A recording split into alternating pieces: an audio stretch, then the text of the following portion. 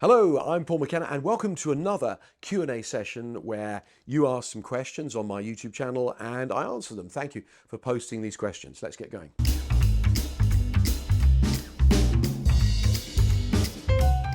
Okay, so look, we've had a lot of questions about phobias. Phobias are one trial learnings, right? Get bitten by one dog, mistreated by one dentist, stuck in one elevator, and then the mind creates like a file. And any stimuli that reminds you of the original event, the sound of a dog barking, or something like that, or the smell of the dentist office, triggers the fight or flight response. So basically, a phobia is, even though it's an irrational fear, it's like an overprotection mechanism. Because the only two fears you're born with are the fear of sudden loud noises, bang, you automatically respond, the fear of falling, right? All the others are learned. And if they're learned, they can be unlearned, right? And so most phobias are now cured in about 60 minutes, right? On my app, there are quite a number of phobia treatments, all kinds of things that people regularly, they have unnecessary fear around. So, if you want to go to the App Store, you can try my app for 7 days for free. So you can see how it treats your phobia. But these days, phobias are in nearly every case very easily treated. Okay, so this question is, what are the biggest misconceptions about hypnosis? Well, I think that first of all, that it's some kind of mind control. In fact, actually, hypnotherapy gives you more control over your mind, right? People think that it's a truth drug, that it's not, or that somehow they lose control and there's nothing they can do there, they're powerless. No, with modern hypnotherapy is usually very gentle and relaxing, is conversational. It involves some imagination, visualization exercises, and some shifts in perspective, which create shifts in feeling and ultimately shifts in behavior, right? So yeah, people have got this idea that it's some kind of magic voodoo or something like that. It's not. It's actually a very modern, these days, scientific psychological process that millions of people all over the world use to help them get over problems, to quit smoking, lose weight, overcome insomnia, anxiety, those sorts of things. But not just for that, they use it for improvement as well. So nearly every major sports star in the world will have somebody like me work with them, a sort of a mind coach or success coach, to help them visualize and train their brain for success in athletic competitions.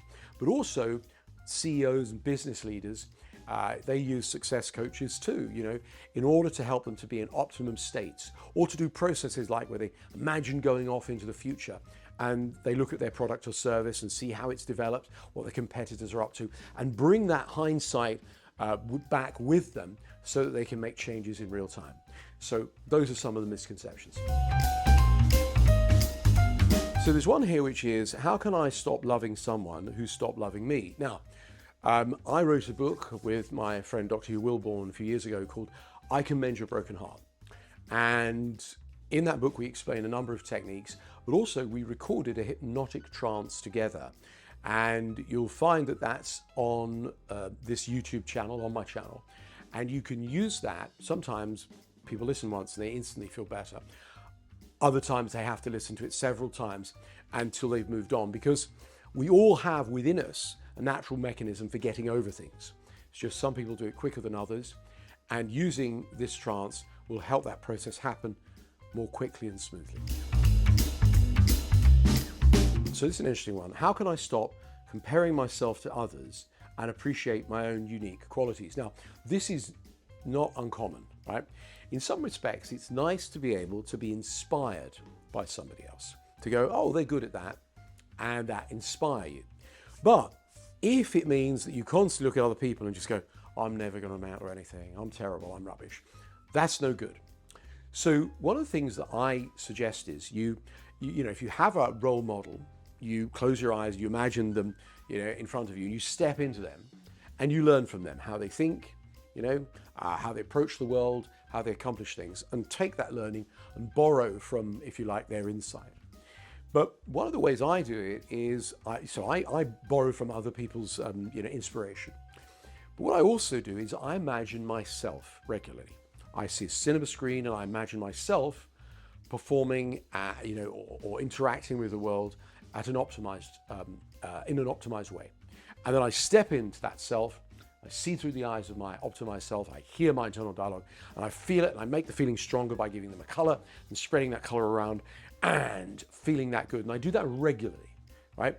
So this is not an uncommon situation for people to compare themselves to others and to forget to feel good about themselves. But remember this, you are unique. Nobody can do things exactly the way you do them. You have a unique gift to bring to the world. You might look at somebody else and think they're great, but you don't want to be them. You want to be the best version of you. And that's what I suggest. So there's a question here about how do I break free from perfectionism? Now, perfectionists, and I know because I'm one, strive to be really, really good. The problem is they don't stop to accept that they're really good because they just keep going and going and going, right? So first of all, if you're a perfectionist, you're likely to be an achiever. But also the negative side is you can drive yourself mad, and probably other people, with continual criticism, right?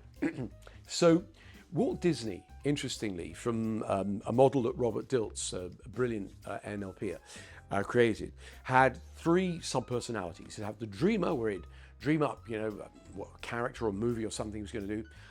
The critic, who would slate it off, and then the realist, who would step into the third position and say, well, how's this going to work? So he'd see it from different perspectives. And one of the things that I like to do when I think about anything is getting it really right. But there comes a point where you accept that that's the best that you can do. And also, imperfection has its place. Say, for example, you went to the Royal Albert Hall and you were listening to an orchestra that was made entirely of robots. And these robots were playing the instruments, and every note, everything was perfect. But it was too perfect because the imperfections that give us our humanity, our soul, if you like. So as you allow yourself to accept those imperfections whilst maintaining high standards, then you find a beautiful balance where you're trying your best and you're striving, but you're not beating yourself up simultaneously. Try that. Okay, so we've had a couple of questions about imposter syndrome. Now, this is very popular these days, imposter syndrome. What usually happens is when we move outside our comfort zone, we get promoted, or we achieve something that we wanted to. Sometimes we can think to ourselves, oh, crikey, do I really deserve this? They all think I'm this good, but I know deep down I'm not, right? And I'm going to get found out, stuff like that. Now, what that is that's that part of you that's adjusting to your new status, right? And it's just checking in with you, right? So its intention is good. So if you experience imposter syndrome, I want to talk to that part of you that thinks you're not good enough, that criticizes you or worries you'll be found out. And I want to say to that part of you, thank you, thanking you for the job you do, the positive intent, which is protection, essentially, right? Am I good enough? Am I up to this? Will I get found out? It's protection. And I'd like it to find new ways to protect you that do not involve imposter syndrome in future. And I want you to listen to the internal voice that says, I'm not good enough. I'm going to get found out. And notice where it is in your head. And I'd like you to float it out of your head so it's about 10 feet away from you. Over there, it's saying, you're not good enough. You're not up to this. You'll get found out. And then I want you to make it change its tone. So it goes,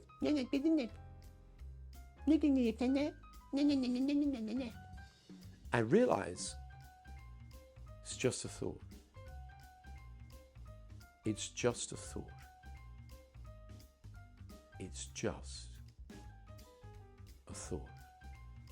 And then I'd like you to say inside your mind, in a voice you really believe, I'm always good enough. Say it again. I'm always good enough. I'm always good enough. I'm always good enough. Notice how that feels. Practice it regularly. Now, there's one here that says, is listening to my YouTube trances as effective as being hypnotized in person? Well, it's a sort of yes and no. Now, the thing is, what we've done with the audio recordings that you've got on YouTube is I've created them using an advanced sound production. So you have messages or suggestions for the right and left brain, right? Now, I can't do that in real life, right? But what I've done is created two of me in audio. So I'm talking to the right brain in metaphor and the left brain in process instruction. And what that means is I'm talking to the whole brain, right? So I used a very sophisticated matrix of metaphors and suggestions within the audio recordings, which give them a power. Particularly as you listen to them over and over again, you can hear spatially around you, I'm speaking to you and speaking to different parts of the brain. Now, the difference when I work with somebody one-to-one is I can tailor what it is I'm saying to them in real time. So it's kind of swings and roundabouts. There are definitely advantages to listening to high production trances that are on my YouTube channel. And there's also, advantages to working with me in person or in a group. There's one here that says, I really struggle with procrastination. Now, I've met quite a few procrastinators over the years, and procrastinators are rarely lazy. They're not lazy, they're frightened of making the wrong decision. So they don't make any decision, which is a decision, right? And so what I say is start small, right? Now there's a great technique I learned from Richard Branson. He basically, when any venture, he downsides it, right? So say, for example, you want to ask someone out on a date, right? Here's an example. Now, on a scale of 1 to 10, it could be rejected. So you'd feel bad for a few hours or whatever it is. So on a scale of 1 to 10, it's a 3. But they could say yes, and in which case you might have a great relationship, a wonderful life together. So the upside's a 10. Now, when you've got a low downside and a high upside, take action. Even if it's just one small step, then another small step, then another small step, until you overcome the inertia and bam, you're off. If you've got 50-50, I would go back and reevaluate what that goal is, right? So when you upside downside it, downside low, upsides high, take action, right? And as you start to begin to take action, it becomes easier to take action. Some people just do this. They just imagine what it's going to be like when they're taking action, and they step into that imaginary them, and they feel more motivation. Try that. So this question is, do you think fear is inherently negative, or can it be reframed for positivity? Now, the uncomfortable emotions, they all have a positive intent. So the job of fear is to say, be prepared. If I'm about to give a presentation and I haven't, done my research and I don't know what I'm going to talk about, I should feel fear because, I might make a mess of it and be harshly judged. If I'm about to step off the curb and there's a bus coming, I want fear to pull me back, keep me alive. I just don't want to live in it. But it's part of our emotional intelligence. Same with anger. Anger is when a standard is violated. Someone's rude, hey, don't talk to me like that again. It can motivate you, but you don't want to live in it. Grief. When somebody we love has gone, we should feel sad because otherwise, how can you have any sense of value? But again, you don't want to live in it. So all of these emotions have a positive intent and they are useful. They keep us alive and keep us functioning in the world. But I prefer to live in things like optimism, confidence, joy, love, and happiness as often as I can. So this one is, can success be truly fulfilling if it's not aligned with your deeper values? Now, if it isn't aligned with your deeper values, no, it won't be truly fulfilling. So let's talk about success, right? So I've met people who are successful in one area to the exclusion of everything else. So they've got lots of money, right? So they're wealthy, but they haven't got any friends. They have accumulated wealth at the cost of their health and they don't have any sort of hobbies or interests. They just, all they are is a machine, right? In fact, there's a great saying by Bob Marley, which is, some people are so poor, all they have is money. Right? So the way I see success is you're living your values, right? Now, if I'm living my values, I'm happy. And it's really interesting. If you look at, say, the happiness levels from the 1940s and now, they're about the same. Yet we are richer, we are healthier, we've got more freedoms, etc. But we're no happier. Why is that? Well, I think it's because we've confused happiness and pleasure. Pleasure is a glass of champagne. It's buying a new handbag or a sports car or something. Happiness is when you're living your values, right? So when people say to me, I ask them what they want. I'll say, what do you want? They'll go, I want money. I'll say, what will the money get you, give you, do for you? And they'll say, well, give me a feeling of security. I go, the goal is money, but the value is security, right?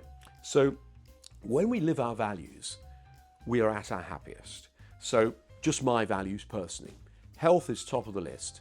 So that's mental and physical. If I can tick the box each day that I'm feeling healthy in my mind and body, that's great. Then it's things like love. Do I feel loved? Do I love my family and friends? Yeah, is there love in my life? Yeah, tick. Freedom. Do I get to choose the majority of things that I do in a day? Yeah. If I do that, that's freedom. Yeah. And then it's things like laughter. It'll be kindness, creativity, etc. So when I can tick the box that I'm living those values every day, I'm living a value-driven life and I'm happier, right? Rather than just success in one particular area. So to me, the greatest success is happiness, and that comes from living our values, right? So think to yourself now, what's most important to you? What are your values? And how can I live those values today and every day? Now there's one here that says, can hypnosis work for chronic pain? The answer is yes. Yeah, there are hypnotherapists who specialize in pain control, and of course there are all sorts of very well-documented studies that show that people can use hypnosis to reduce chronic pain.